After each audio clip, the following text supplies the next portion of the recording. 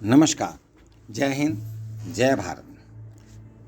प्रजातंत्र का, लोकतंत्र का, डेमोक्रेसी का उत्सव हमारे देश में चल रहा है और इस उत्सव में लोकसभा के चुनाव हमारे देश में निरंतर अपने अपने निश्चित दिनांक पर होते जा रहे हैं और इसका परिणाम हमें दिनांक 4 जून सन 2024 को मिलेगा। इस बार विपक्षी पार्टियां सब इकट्ठा होकर के शक्तिशाली बन चुकी हैं। उधर भारतीय जनता पार्टी अपने विजय पर विश्वास करते हुए 400 पार का नारा दे रही है। इसके अंतर्गत मैं आज आपके समक्ष अपनी यह रचना प्रस्तुत करने जा रहा हूं तथा अपनी अभिव्यक्ति इस प्रकार से सारगर्भित प्राप्त करके आपके समक्ष प्रस्तुत कर रहा हूं। लोकसभा चुनाव को लेकर भारत का मध्य वर्ग इस बार अधिक उदासीन दिख रहा है। लोग मानकर चल रहे हैं कि चुनाव के पश्चात बड़े बदलाव की कोई उम्मीद नहीं है। चुनाव के केंद्र में फिलहाल मोदी ही हैं। मोदी जी ने खुद ही अब की बार 400 पार का जो नारा दिया है, पूरे देश में यह बहस छिड़ी हुई है कि क्या वह इस 400 पार के जादुई आंकड़े को छू सकेंगे। इसका स्पष्ट उत्तर तो मतों की गिनती के बाद ही मिलेगा।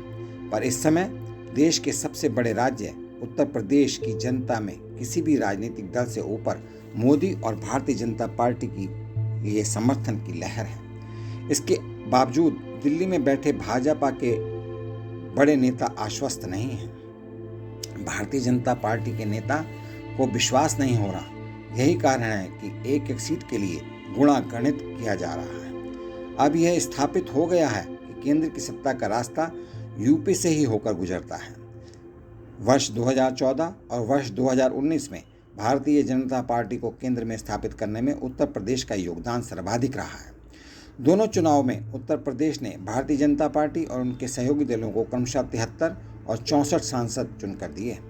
इसी संख्या बल के आधार पर प्रधानमंत्री श्री मोदी केंद्र की सत्ता पर काबिज हो सके। इस बार तो भारतीय जनता पार्टी ने 80 की 80 सीटें जीतने का लक्ष्य रखा है। दावेदारों के दावे अपनी जगह होते हैं, लेकिन 18वीं लोकसभा चुनाव की रंगत सन 2014 और सन 2019 जैसी नहीं है।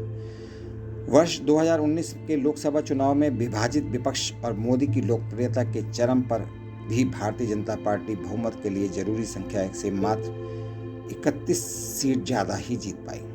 तो सवाल ये है कि 2024 में 370 या 400 का लक्ष्य कैसे मुमकिन होगा। लेकिन लगे हाथों एक सच्चाई यह भी है कि विपक्षी दल भी वर्ष 2019 की तुलना में आज अधिक हताशा की स्थिति में है। भारतीय जनता पार्टी अपने रणनीतिक सहयोगियों के साथ मैदान में उतर चुकी है। वहीं विपक्षी दल अभी भी सीटों के बंटवारे में लगे पड़े हैं। मूल प्रश्न यह है कि जिस राजनीतिक नैतिकता की जरूरत विपक्ष के पास होनी चाहिए, वह उनके पास क्यों नहीं है। आज़ादी के बाद हमारे देश में समानता, भाईचारा, धर्मनिरपेक्षता आदि के सवाल पर कोई बहस नहीं थी। कांग्रेस पार्टी पर धर्मनिरपेक्षता की आड़ में समुदाय विशेष का तुष्टीकरण करने का आरोप लगाने के बावजूद जनसंघ और स्वतंत्र पार्टी अधिक से अधिक वास्तविक धर्मनिरपेक्षता की वकालत करते रहे। मुसलमानों ने भी मुख्य धारा का समर्थन किया। सन 1971 में समाजवाद के साथ खड़े होकर श्रीमती इंदिरा गांधी का समर्थन किया तो उनकी तानाशाही के विरोध में सन 1977 में उन्हें अर्श से फर्श पर पटक दिया। यह प्रवृत्ति सन 1989 के चुनाव तक बनी रही। 1990 के बाद स्थितियां बदलीं और लगातार बदलती चली गईं। आज अपने राजनीतिक गठबंधन एनडीए के साथ भारतीय जनता पार्टी 335 सीटों के साथ सत्ता में है। प्रधानमंत्री ने एनडीए के लिए 400 पार का लक्ष्य घोषित करके अपनी पार्टी के लोगों को इस लक्ष्य को पूरा करने में लगा दिया है। 400 के पार जाने के लिए पार्टी को कम से कम 66 सीटें और चाहिए। सवाल ये है कि एनडीए के लिए ये अतिरिक्त सीटें कहां से आएंगी। भारतीय जनता पार्टी बिहार, उत्तर प्रदेश, झारखंड, छत्तीसगढ़, उत्तराखंड, गुजरात, राजस्थान, हरियाणा, दिल्ली और यहां तक कि असम में भी अधिकतम पर स्थापित है। हालिया उतार चढ़ाव को देखते हुए आशंका व्यक्त की जा रही है कि उत्तर भारत के इन राज्यों में पार्टी की कुछ सीटें घट भी सकती हैं। यूपी में ही गाजीपुर, बलिया, घोसी, आजमगढ़ की तरह कई अन्य लोकसभा क्षेत्रों में उल्टी हवा बह रही है।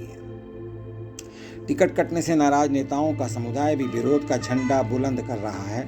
उत्तर प्रदेश में सबसे पहले उम्मीदवारों की घोषणा किए जाने के बावजूद अभी भी 15 से 20 सीटों का पेच फंसा हुआ है।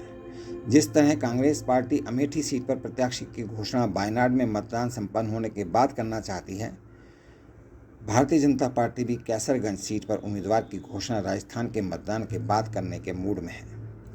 लेकिन भारतीय जनता पार्टी के मुकाबले में विपक्षी दल वर्ष 2019 से भी अधिक हताशा की स्थिति में है। परंतु यहाँ सवाल यह भी उठता है कि क्या देश में आज भी मोदी के प्रति वही दीवानगी है जो 2014 या 2019 में थी? इस सवाल का कारण केवल विफलता ही नहीं हो सकती, क्योंकि कई बार जनता एक ही व्यक्ति और शासन को देखते देखते उब जाती है और बोरियत महसूस करती है, अनुभव करती है। यह भी एक बड़ा कारण हो सकता है। इसके बावजूद अगर मोदी जी या भारतीय जनता पार्टी की स्थिति बाकी दलों से मजबूत दिख रही है तो इसका कारण यह हो सकता है कि मोदी नहीं तो और कौन। राजनीतिक विश्लेषकों का मानना है कि अगर भारतीय जनता पार्टी को शिकस्त देनी है तो विपक्षी दलों को भी जरूरत के मुताबिक ढलना होगा। भारतीय जनता पार्टी ने अपने को जरूरत के मुताबिक बदला है और पार्टी के आंतरिक लोकतंत्र को भी बहुत हद तक बचा कर रखा है। हालांकि भारतीय जनता पार्टी में नेता पुत्रों को टिकट देकर पुरस्कृत किया जाता रहा है, लेकिन कोई यह नहीं कह सकता कि पार्टी परिवारवाद की गिरफ्त में है। दूसरी ओर विपक्षी दल आंतरिक बदलाव से हमेशा भागते रहे हैं। कांग्रेस, राष्ट्रीय जनता दल, समाजवादी पार्टी जैसी पार्टियां अभी भी पुरानी हो चुकी विचारधाराओं पर ही केंद्रित हैं। जनसंघ ने कई बार अपने को बदला। सन 1917 में जयप्रकाश नारायण के निर्देश पर जनता पार्टी में अपना विलय कर लिया। 3 वर्ष बाद सन 1980 में वहां के खट्टे मीठे अनुभव लेकर बाहर आने के बाद भारतीय जनता पार्टी के रूप में स्वयं को संगठित किया। श्री अटल बिहारी वाजपेयी जी ने गांधी और समाजवाद को अपने आर्थिक एजेंडा में शामिल किया। बाद में श्री लाल कृष्ण आडवाणी ने पार्टी को राम मंदिर के आंदोलन में झोंक दिया। वर्ष 2014 के पश्चात नरेंद्र मोदी के नेतृत्व में भारतीय जनता पार्टी ने पिछड़े वर्गों के लिए राजनीतिक उदारता दिखाई और बिहार के साथ साथ उत्तर प्रदेश में बड़ी जीत दर्ज की, जबकि छोटे छोटे दलों में बटा विपक्ष अपने बड़े बड़े स्वार्थों से ही ऊपर नहीं उठ पा रहा है।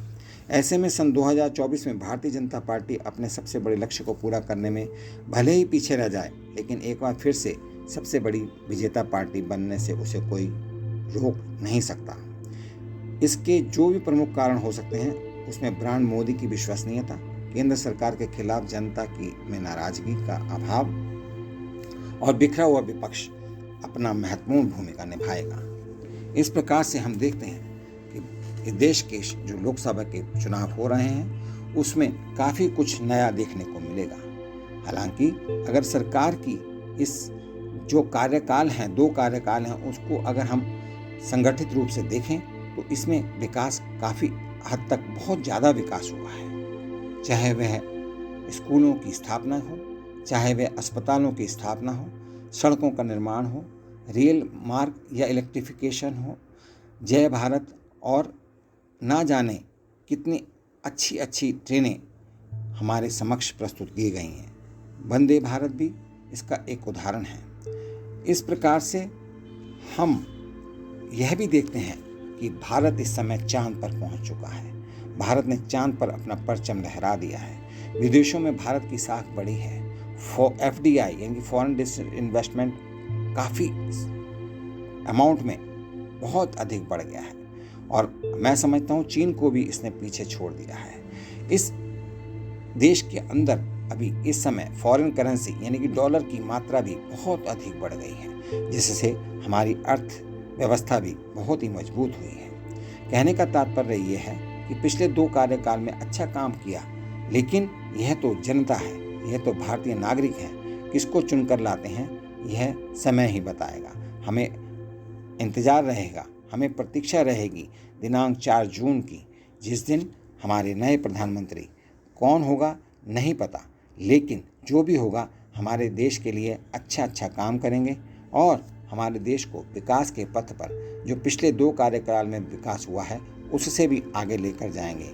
ऐसी हम भगवान से प्रार्थना करते हैं और हम सभी जनता और सभी भारतीय नागरिक के लिए हार्दिक शुभकामनाएं, मंगल कामनाएं करते हैं। उनके हाथ से जो भी वोटिंग हो वो सही मार्ग पर जाए, ऐसी हम ईश्वर से भी प्रार्थना करते हैं। आप सभी परिवारजनों के लिए, आप सभी भारतीय नागरिकों के लिए हार्दिक शुभकामनाएं, मंगल कामनाएं। आप हमेशा सुखी रहें, संपन्न रहें, स्वस्थ रहें।